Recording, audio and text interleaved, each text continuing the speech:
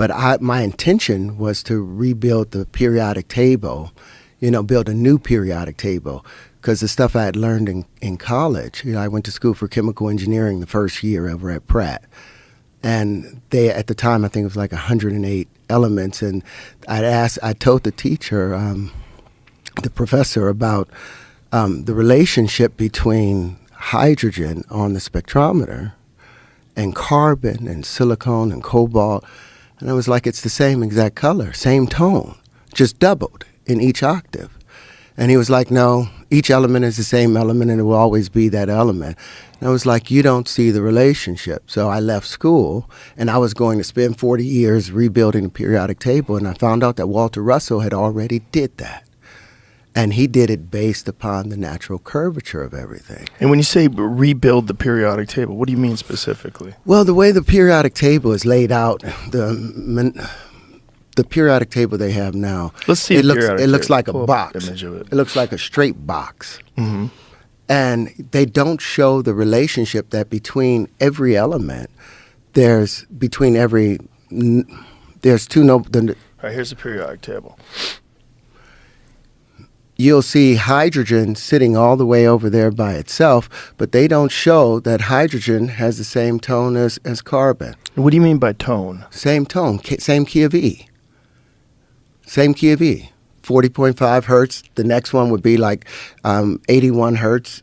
You go to silicon, it will double up and would be 162 hertz. You'll go to cobalt, and it'll be 324 hertz. It's, in that base, if you were to take the angles of incidence or the tones that they create, their color, like you can turn color back into sound based upon, it's the same wavelength, it's just twice as long or much longer. So all you have to do is keep dividing light by 2. Keep that up, Jimmy. You keep dividing light by 2, and you'll ultimately get back to the audible sound of it, because there was a relationship between light and color, sound and tone, matter and shape. I put, I sent over Walter Russell's. I was trying to get to that. That's what. Yeah, it's Walter Russell's periodic table that he put together. Now you compare that to what Mendeleev's periodic table. You'll compare Walter Russell's to it, and you'll see something completely different. It's unwinding. Whoa. It's unwinding.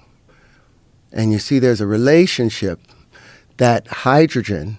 So you had figured this out at a young age? I had already seen this. This was all inside of that palace. I had access to it, and I knew the relationship. So you saw this in dreams? I saw it as a circle. Everything was a full circle laid out, and each area was just expanding, like wrapping a rag around your hand. The first wrap, it's so tight. The very first wrap is so tight. That's the first one that Walter Russell did, yeah.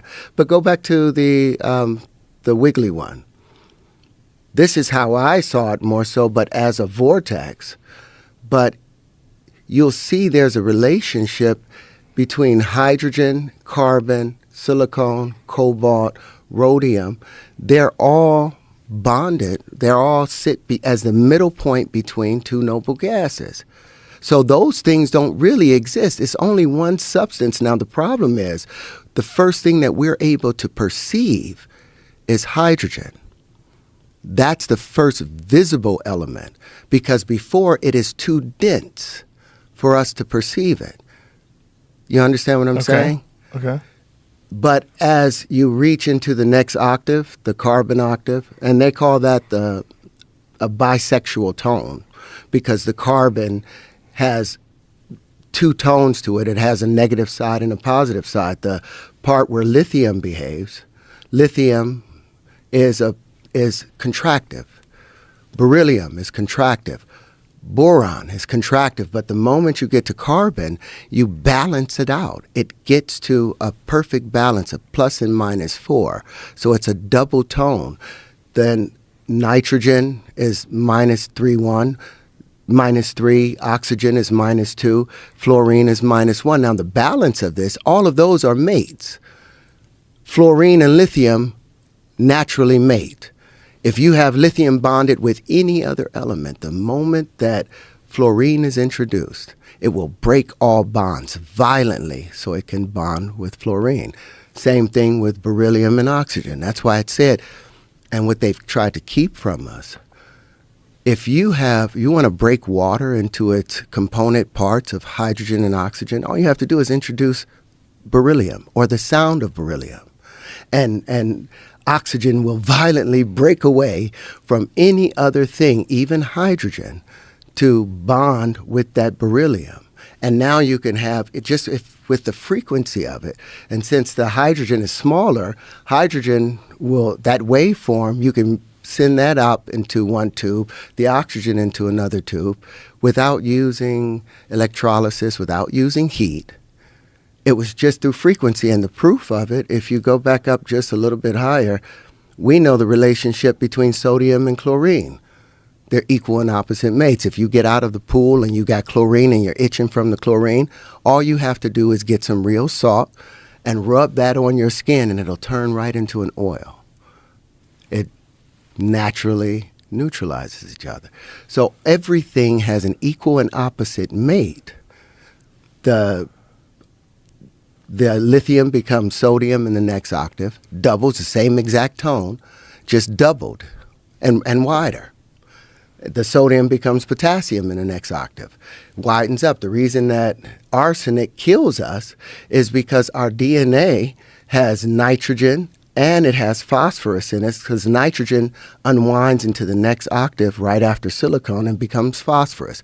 Our DNA has both of those in there, but it's going by tone. So the moment arsenic, which sits as a -3 on the next octave, the moment arsenic is introduced, the body thinks that, oh, this is my thing that I need. And it tries to wrap itself around the arsenic, but it causes the DNA to unravel because it's 4 times as large as that nitrogen was.